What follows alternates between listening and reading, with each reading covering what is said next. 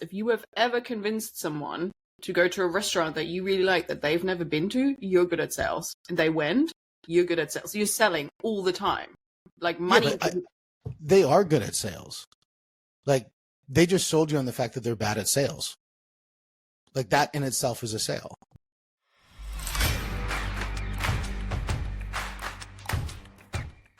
And welcome back to the Money, the Mindset, and the Mentoring podcast. And we here today are with Adina Kroll.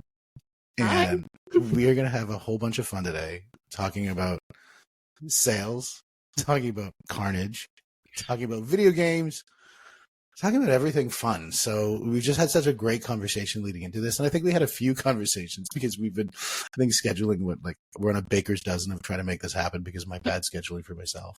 But thank you so much for being so patient. And you are an amazing rock star. Right back at you. So one of the things that I was like, I know we're going to have a great conversation is when I went to your website and at adinakroll.com and like all the little nuggets that were on there, I was like, man, this is so much fun.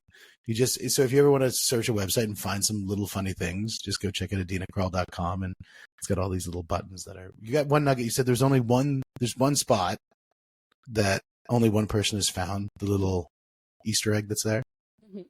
I'm not going to tell you what it is because no, you can't tell. Somebody's got to find it and then like put it in the chat or something afterwards on YouTube or whatever. Mm-hmm. Yeah, that's pretty cool. So welcome to the show. Yeah, welcome to the show.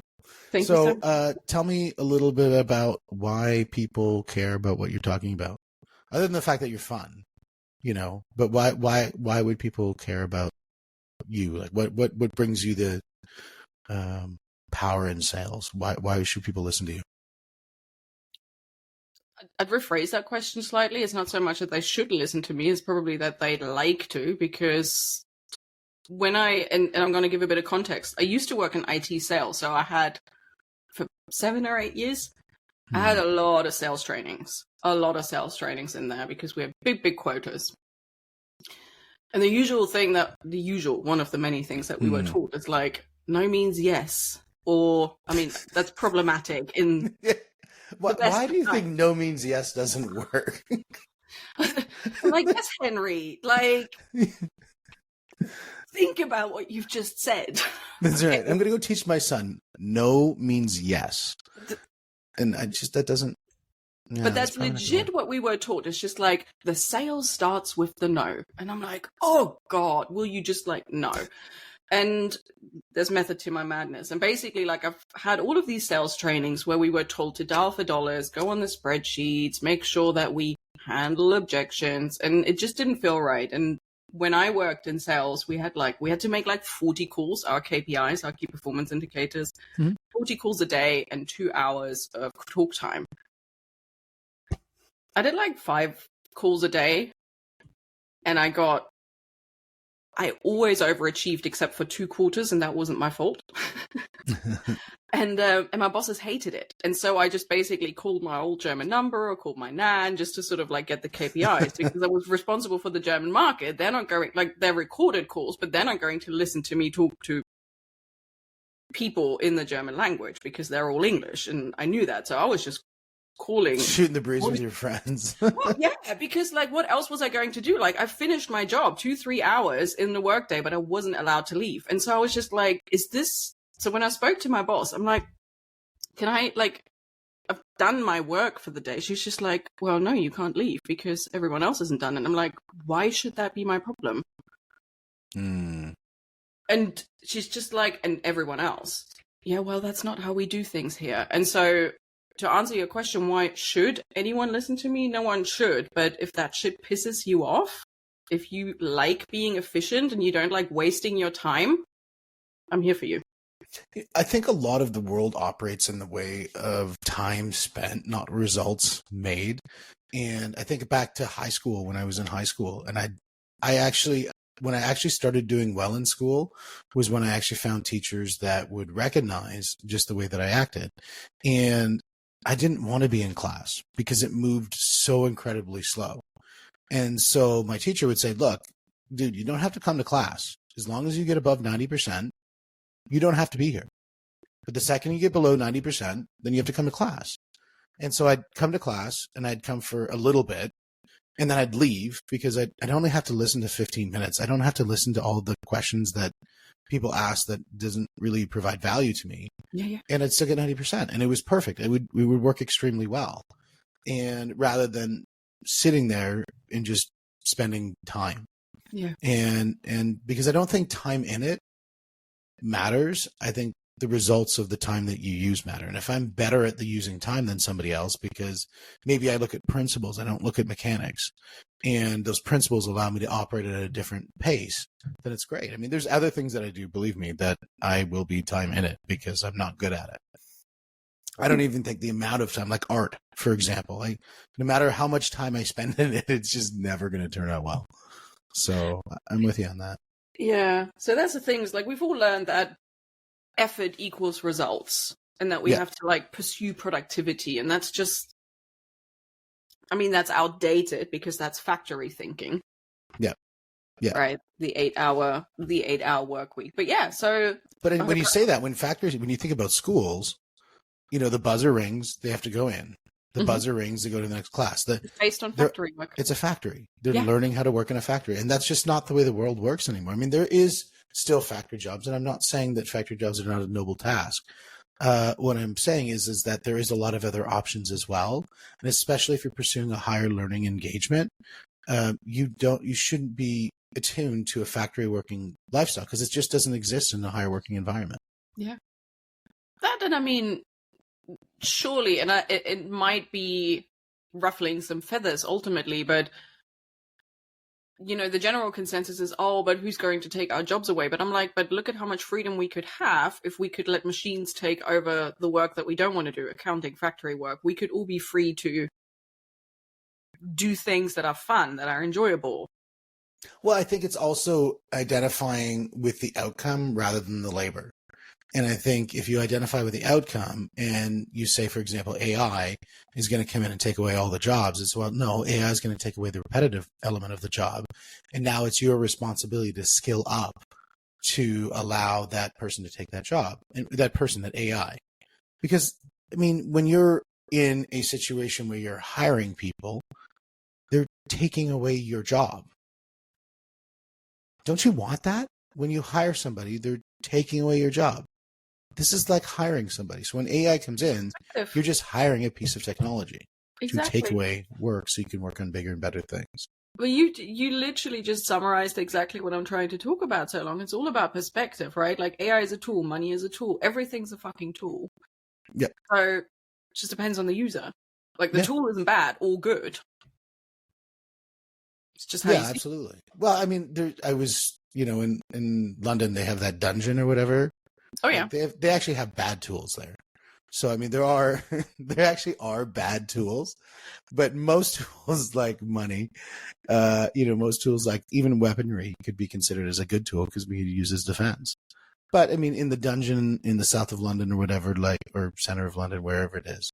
I mean, some groups of people might consider that good. Some people might say, well, actually. I'm like, it's That's right. That's right. As long as there's a safe word. And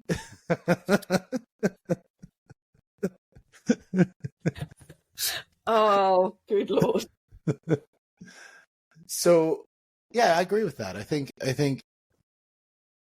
people need to realize that if they can focus on the outcome, not on the labor. I think in sales, actually, it's a really good technique when you're talking with people is don't focus on the labor, focus on the baby. And that helps people identify because when you're getting them, say you're selling them a piece of technology, if you say, well, and you got to click these 45 buttons and then you've got to, you know, download this spreadsheet and do that. And then oh God, that sounds like a lot of work. But if you're like, you're doing that because you want to do this, right? It's like telling somebody to go to the gym. And I know, like even last night when I was at the gym, I was coaching last night. I coached Brazilian Jiu-Jitsu, and it was so funny because I just burned everybody out. I mean, it was hot, it was like humid, and I just had them hitting hard workout over and over and over again. And we didn't even close off the class. Like people just sort of started just like disappearing off the sides of the mat, just kind of getting away. And I kind of let it happen a little bit because I don't know. I didn't really feel like, being too heavy-handed on some people. But except for the people who are competing, those people had to be, really hitting it hard. But it's funny because people will look at the things that they do that's hard and focus on that. But it's like, no, if you just focus on the outcome, those things that do that hard is just going to be that much easier. It is. And to bring it back to sales as well, like ultimately, sales is selling to friends after all, right? Anyone who comes to me and says, like, oh, Adina, I'm bad at sales. And I'm like, you're not bad at sales. If you have ever convinced someone to go to a restaurant that you really like that they've never been to, you're good at sales. And they went, you're good at sales. You're selling all the time. Like money. Yeah, they are good at sales. Like they just sold you on the fact that they're bad at sales. Like that in itself is a sale. Exactly. That's what I mean. They're just more committed to being not good at sales than they are being good at sales. So you're only good at selling what you're committed to. Well, yeah, exactly. That's exactly my point. The idea of just like, you're always selling anyway. It's just right now you're identifying with the money. Remove that. Identify with the relationship. Well, not even identify, but focus on the relationship, because that's what you can't make anyone buy. But like, for lack of a better saying, like that's how people buy. That's how you can make people buy if you focus on the relationship. Yeah. Well, I think a lot of times people look at sales as you're convincing somebody to do something that they generally don't want to do, but now they're going to do it, and then you're going to make mad cash on a commission in doing it. And that's just not sales and what I believe in an ethical sales moment is. I think if you're helping somebody make a decision, that's a hard decision for them to make, but you're helping them go through that uncomfortable moment of change, because change is difficult for a lot of people. Correct. And so if you help them go through that uncomfortable moment, and yes, there's a commission at the end. Now that commission could be money because you're selling something. That commission could be, a feeling of accomplishment because like when I coach Brazilian Jiu-Jitsu and I'm convincing somebody to do one more burpee, that's a sell job, right? Burpees. Burpees are for bastards. And they're just burpees are the worst, but they're the best. But the thing is when you're convincing somebody to do that at that moment, is you're convincing for the better. So you're actually just helping them commit. So I'd rather say it's helping them commit to a direction rather than convincing, because convincing means you're changing their opinion. And I think most in sales, you're never really changing somebody's opinion. You're just helping them solidify something that they already knew. Exactly. Yeah. And there's a lot of power in that when you start seeing that. So yeah. To go back to your original question, why should they? Again, exactly that. Because that's not what is traditionally taught in traditional sales. I think you can probably remember that as well, or probably know this. It's not what's taught. Yeah, I mean, your ABCs of sales, always be closing and, that kind of crap. It just doesn't work, but I think then the pendulum swings too far the other way, where you get people who think they're good at sales, they get into sales and they don't ever close anything. And it's, well, you could be a tourist guide where you can take it through all your products and here's all my features, here's all my benefits, and skirt the issue that eventually somebody has to make a decision. And if somebody doesn't make a decision to purchase your stuff, you're not good at sales and you shouldn't be in sales. So you always have to close. And I'm not saying you always have to close everyone. You always have to close someone, or else you're not selling something. And I think that's a very important thing that has to happen. It's always about balance, ultimately, isn't it? It's never just one or the other. It's always like you have to like almost tread in the middle of it. Yeah, well, you have to be purposeful. Like to me, when I show up for work and my job is to sell, I need to wake up in the morning and know what am I supposed to do today, and what sales am I going to. If I have a long sales cycle, what my sales cycles do I need to advance? What sales cycles do I need to abandon? And what sales cycles do I need to start? And what sales cycles do I need to close? And if I understand that, then I'm going to have a very good day in sales. If I don't understand that, I don't have a mission. And again, the mission is to hit the sales target. Like you have to have a sales target. And you have to, if you're running a business, you have to equate what you're doing to the numbers of what you have to hit. Now, what you were doing, which is like, you've got to have this many hours of calls and this many, well, sometimes that's a burpee thing because it's certain people will just not pick up the phone.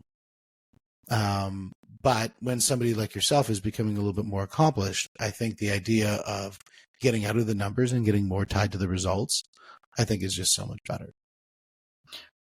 Just also it depends on personal preference. Ultimately, some people love quantity, right? So I would also argue that personal preference definitely plays into the part. Let's not bully or make people wrong for wanting to do. Like, there are legit people who like dialing for dollars, and I'm like, you go be your bad self. Like, I am not here to judge that.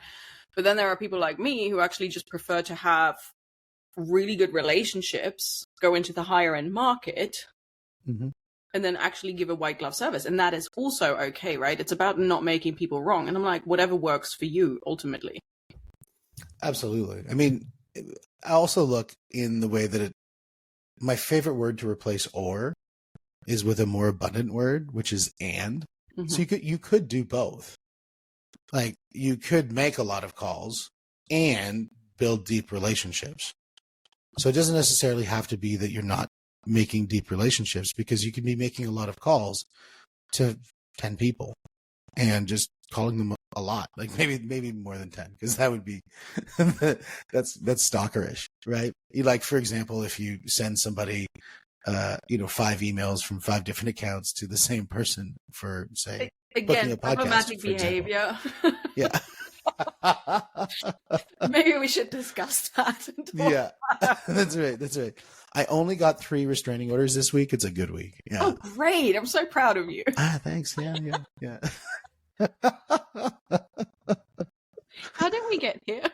Well, we got here because I know we talked about how sales is very much like relationships. We could say sales is very much like sex. Absolutely. Right? And it's consensual activity. Absolutely. Makes the best. I was being rhetorical. Yeah, that's right. How did we get here? You're like, because I said it, bitches. Right? Like,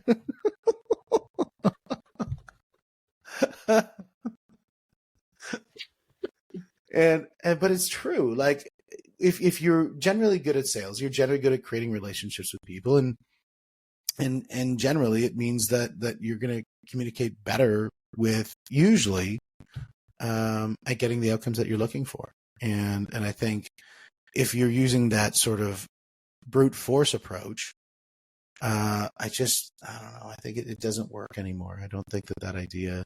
The only reason I think it ever quote unquote worked is because it was a closed market and there was no internet. So you were kind of forced in a town, like, if you wanted a lawyer, if you wanted a butcher, if you wanted something that was new and there was only one option, well, tough. Right? But now we have the internet. Now people have options.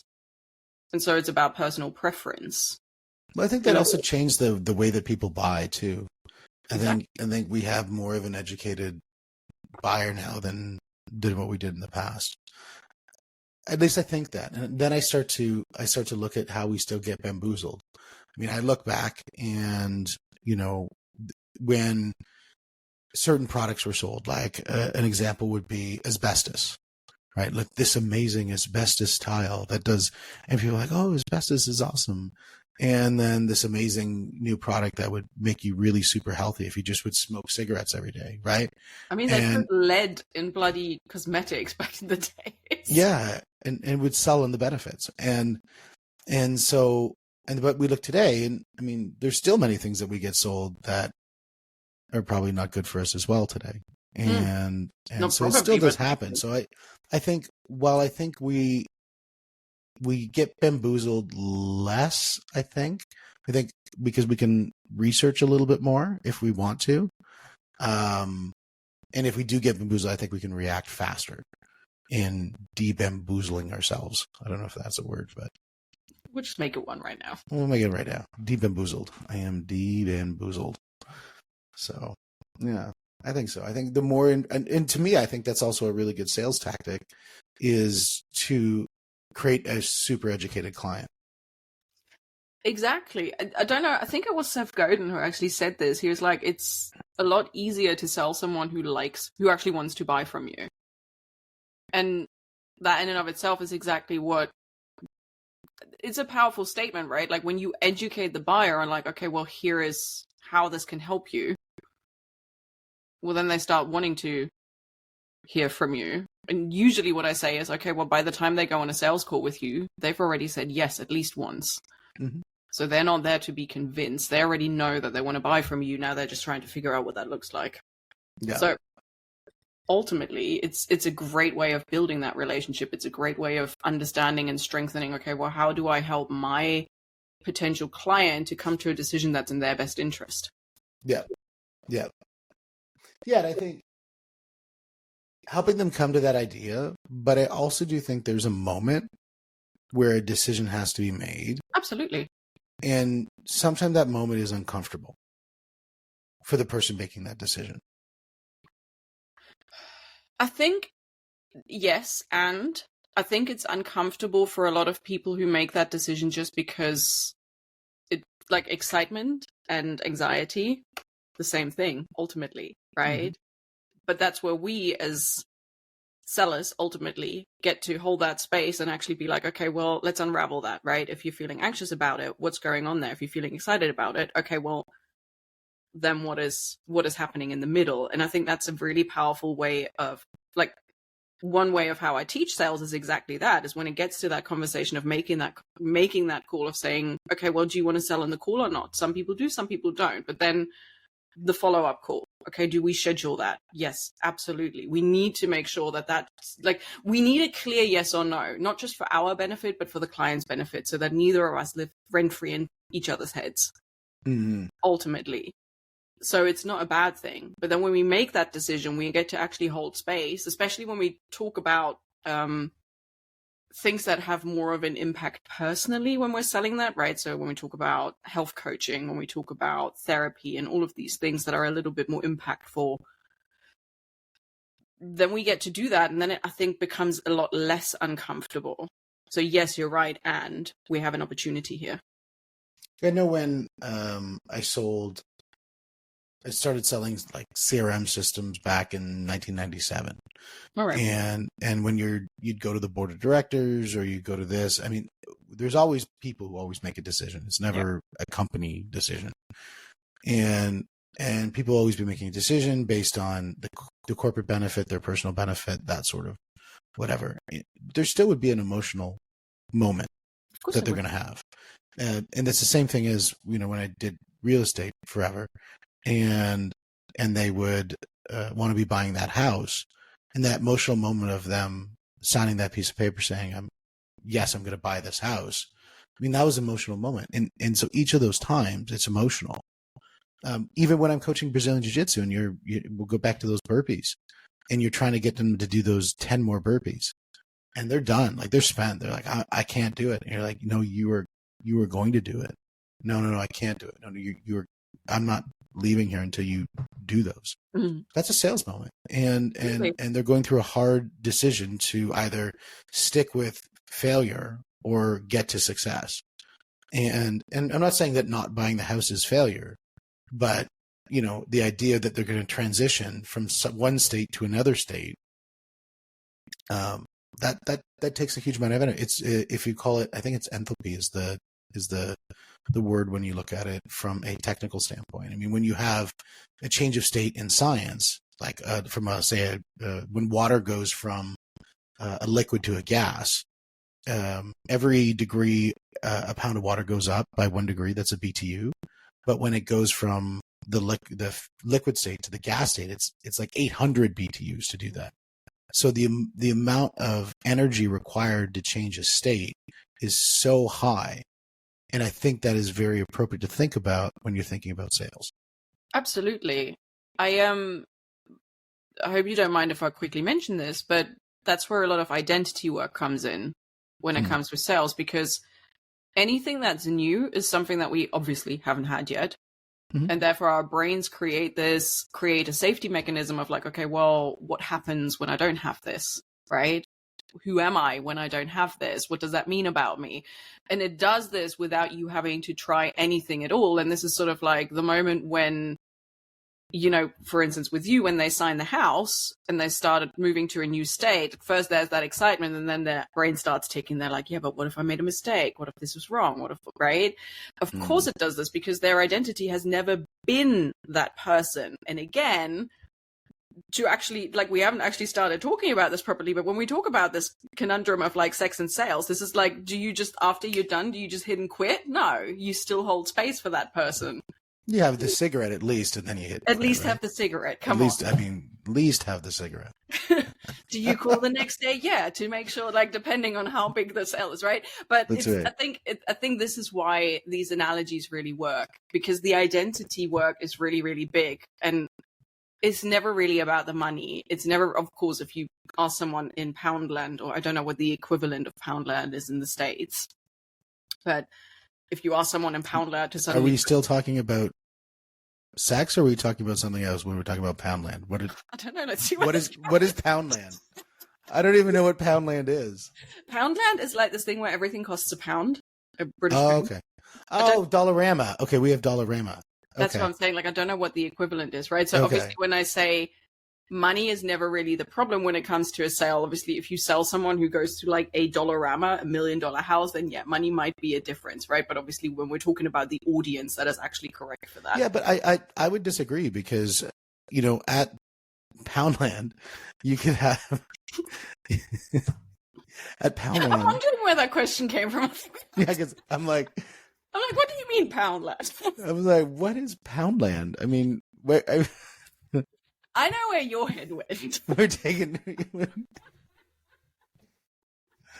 Right? Did you peg But when you go to Poundland, and there could be somebody who's there who has $10 million, they're just looking for some sticky notes, because that's the first thing they saw. Depends what their values are, right? Yeah, or you could have somebody... sticky notes, in which case you wouldn't find them at Poundland. You're what, sorry? So they might like the fancy sticky notes, in which case that's true. Yeah. So again, it depends on the audience, right? So it depends on where the audience identifies themselves with. If they, I love the idea of identity, because one of the things that I've been really working on is the figuring out the moments where people make change, and really trying to understand what that mechanism is. Like when somebody quits using drugs. Mm-hmm. What is that moment? Like what stopped them from doing it? Or when somebody decided to actually commit to working out, or when somebody commits to a decision of something. Yeah. And then furthermore is when somebody sticks to that commitment. Yeah. And so, I looked at 3 things, and this is sort of a play off of, I don't know if you ever read Jay Papasan's book, The One Thing. It's an amazing book. And he sort of builds out this, and I wanted to flush it out a little bit more. But it's the idea that, people love going to these seminars, right? And you go to these seminars, rah, rah, rah, everything's amazing. I'm going to walk on coals. I'm going to, do a dance. I'm going to, do all this fun stuff. And then when I get back to the office, I'm going to just totally change everything in my whole whatever. And then they get back to the office, I'm going to totally change it tomorrow. And then tomorrow comes up. Definitely next week it's going to happen. And so I think, when we look at motivation, I think people, love motivation. I actually think right now it's actually a problem in society, because when we've got that phone and we're doom scrolling, like so many people doom scroll motivation. And so they get all this motivation dump and they feel good, but they actually haven't done anything. And so the idea is I think what's more important than motivation is discipline. And because if you get into discipline is where action starts happening. And this is where I like your idea of identity, because I think when discipline converts into your identity, that where it's like, oh yeah, you're the person who doesn't drink and everybody knows you for that. Or you're the person who always goes to the gym, or you're the person who always cleans the room, like whatever it is. Once it becomes part of your identity, the discipline has kind of done its job. But it's from the point of which you're not to the point in which you identify as, that's the hard thing. And then the last thing that feeds that is willpower.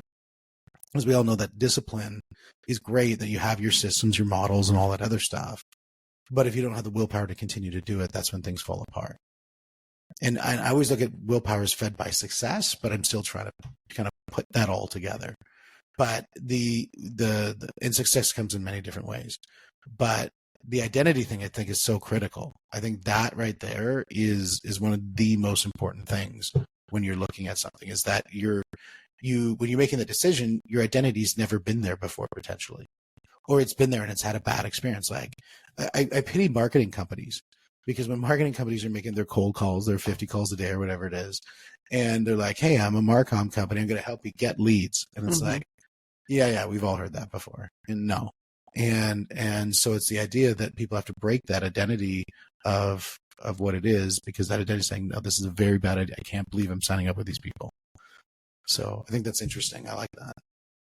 Identity is huge. And I always, when I work with clients, I always tell them, I'm like, look, my marketing is around sales and is around making more money. But a lot of the time, that's not actually what I'm coaching people on. A lot of the time, the identity piece is really, really big, because, so you mentioned motivation, you mentioned determination, you mentioned willpower, you mentioned discipline, right? And the problem isn't so much that people are scrolling for motivation, it's that people tell themselves that they need motivation to start something, but that's actually incorrect, right? Motivation is a byproduct of actually doing something.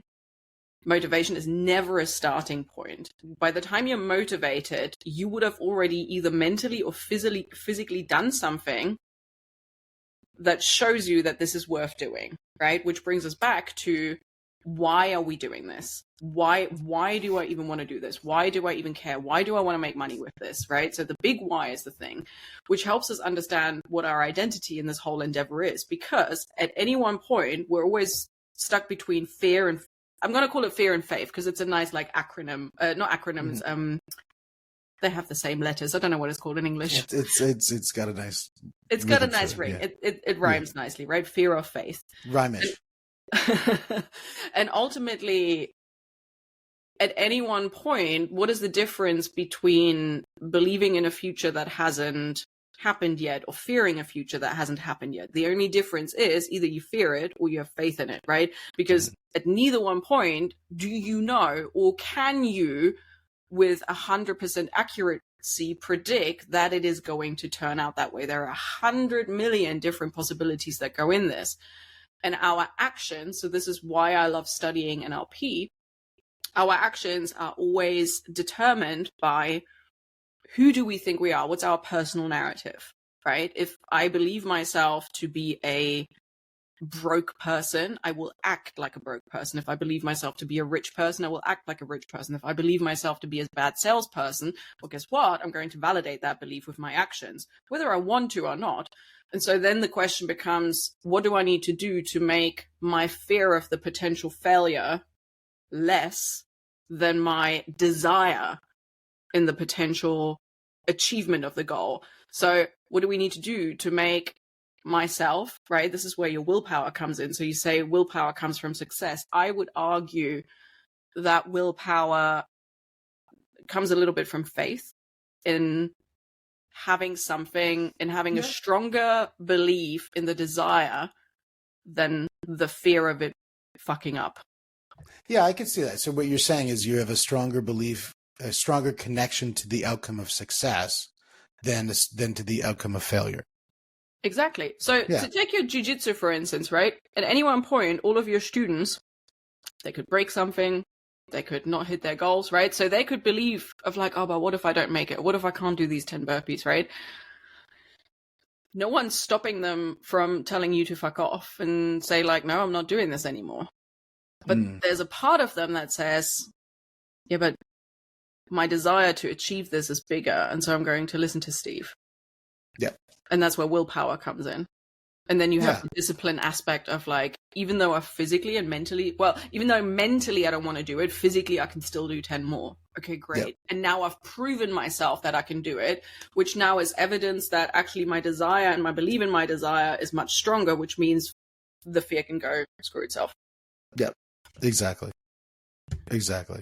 And I think fear should never be looked on as a bad thing. Never. It's a safety mechanism. It has a job. its function is to keep you safe.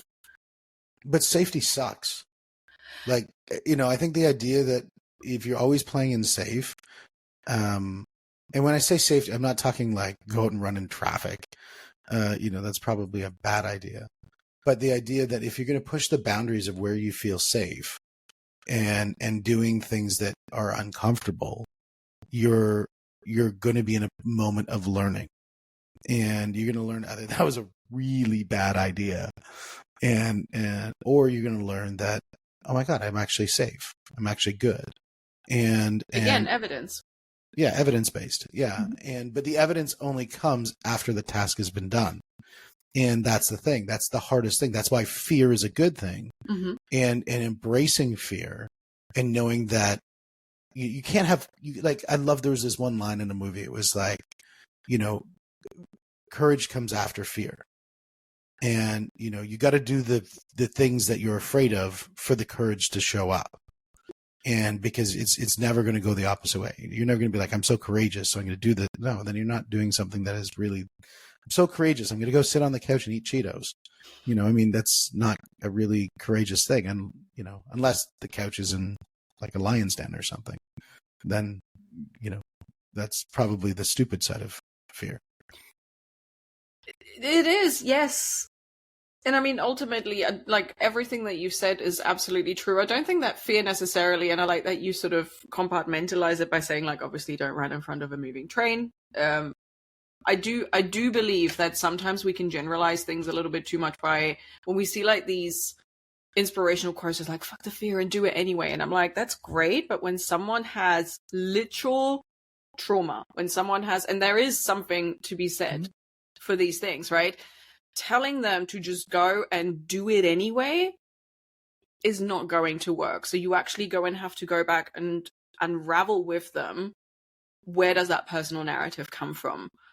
And again, we have an opportunity. I'm not saying that everyone has to do that, but everyone has, or rather people can now have the opportunity to choose this responsibility to unravel this for themselves, where we really can unravel this. And then like, okay, well, now I understand why my past has shaped my personal narrative. So I guess what else is possible for me?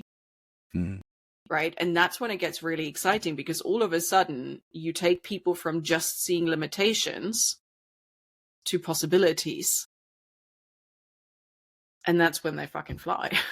Absolutely. But I absolutely agree with that. I think if people can make a win in a moment of fear, but if they can make it a small win in a small moment of fear, that sort of gives them like an anchor.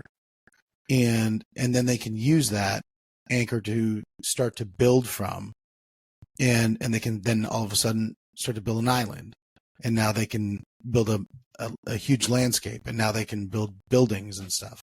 But they have to start with that first little moment of a small win. And that's, I'm a huge believer in small wins.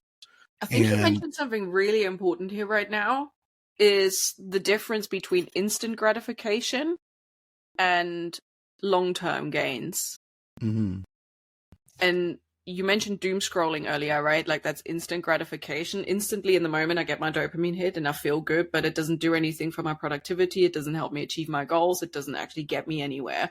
What you're talking about is exactly important, right? It's the small wins. It's okay, well, let's gather small pieces of evidence one day at a time. And then all of a sudden, after a year, you've got half a bloody island.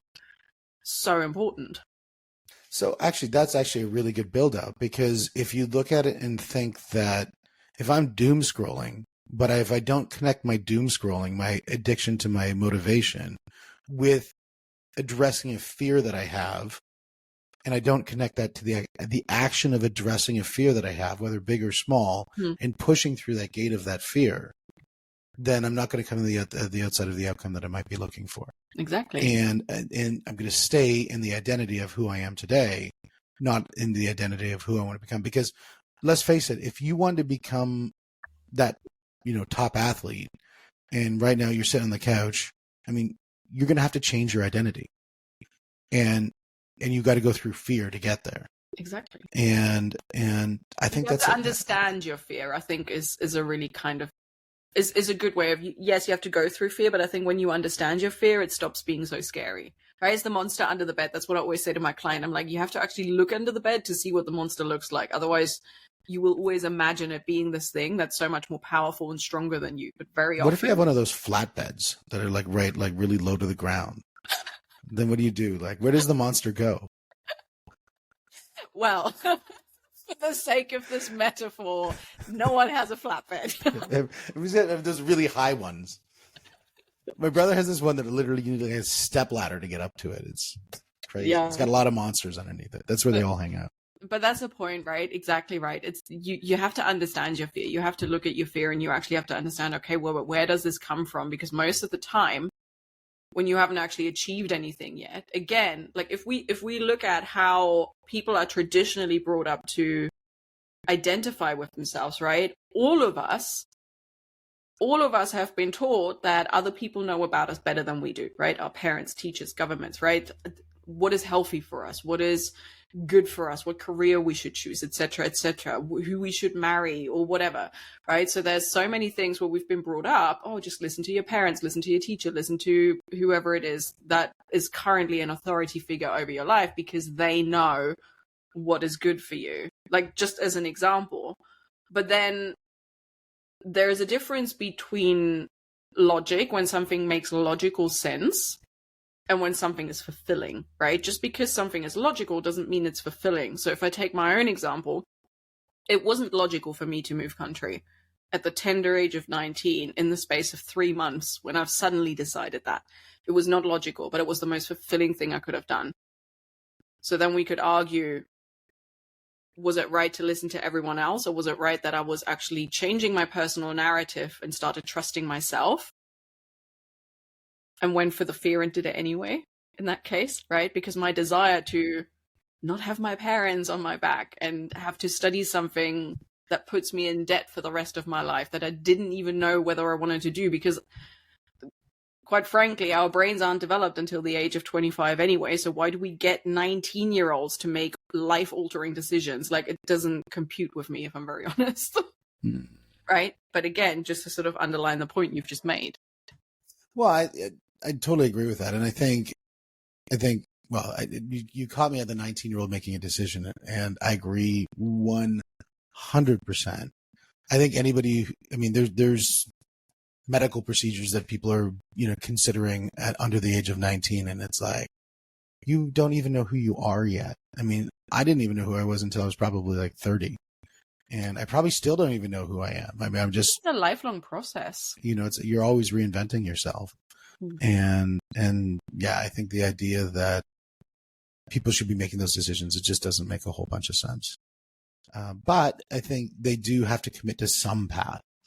But the path could be self-discovery, right? If we're just talking about exactly. I think that's a good path.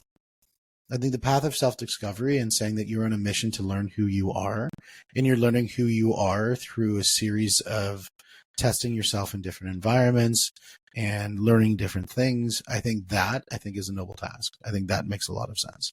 Not just noble, but take that for a moment. Imagine if everyone had that opportunity, right? I think Gary Vee talks about it a lot, and I couldn't agree with it more. He was just like, your 20s are for fucking around and trying shit. Like, fail. Go and try shit. If it doesn't work, try the next thing.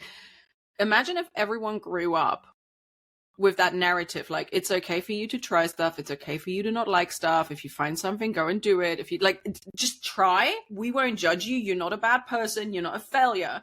Imagine that personal narrative was strengthened in your 20s. Imagine what would happen in your 30s when you then start picking something, you start committing. Yeah. Right? And then when we go back to identity again, and when we go back to sales again, or even anything else, relationships, right? All of a sudden, we have people whose personal narrative is like, okay, well, I'm going to have that conversation because it's okay for me to fuck it up. I'm going to try this thing because it's okay for me to fuck it up, because that doesn't make me a bad person or a failure, because I can do better next time. Yeah. Yeah. And I think as long as it's not, again, if I spent those times and I walk away with like a face tattoo that maybe I regret, those sort of things. I mean, I saw this thing with Mike Tyson talking about his face tattoo, and it was pretty comical. But, there's certain decisions that you might make. Like if I decide to check out heroin or something, maybe that could be a bad thing.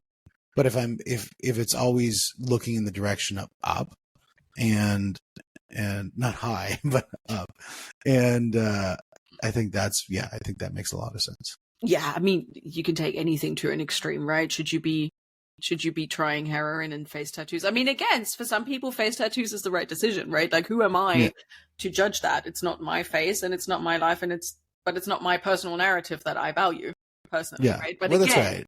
So I think tattoos are pretty on vogue right now, so I don't think there's a problem with it. Right. So again, like, you can take anything to an extreme and be like, yeah, but maybe like you can, like, what did my dad used to say when I grew up? So we grew up in like the rural area of Germany. So we used to go like mushroom picking and whatever. And obviously I was drawn to the toadstools, the red ones, because they're colorful, and there's like a 7-year-old, and he was just like, well, you can try every food once, he said to me. And so there are instances where you can't try again, but I'm saying when we don't take it to the extreme is what I'm saying. As a non-professional on the mushroom industry, what do the red ones mean?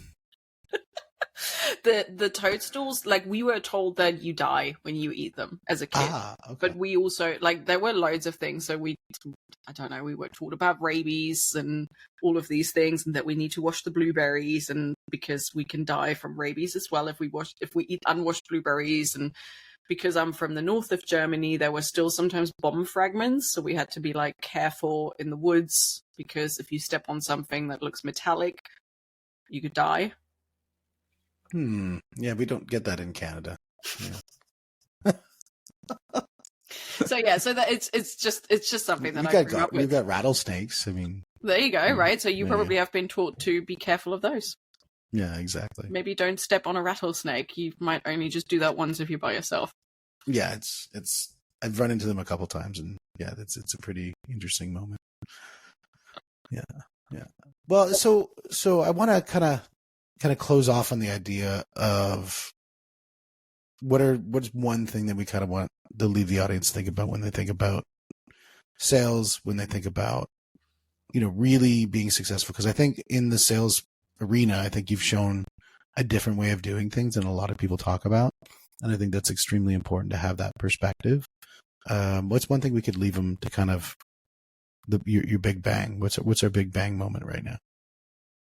There's so many big bang moments. Let me see if I can filter one out. I think the identity piece is probably one of the biggest things. When you understand what your personal narrative is, right? Because awareness obviously precedes pretty much anything. If you are stuck and you can't break your own glass ceiling, whatever that glass ceiling is, whether that's income, whether that's relationship, whether that's anything, but for the sake of sales, let's talk about income, right? There is, like, think about the idea that there's always someone who's a lot less capable and skilled than you, who makes a lot more money than you. So what's the personal narrative that is holding you back? What do you believe is true about your own situation?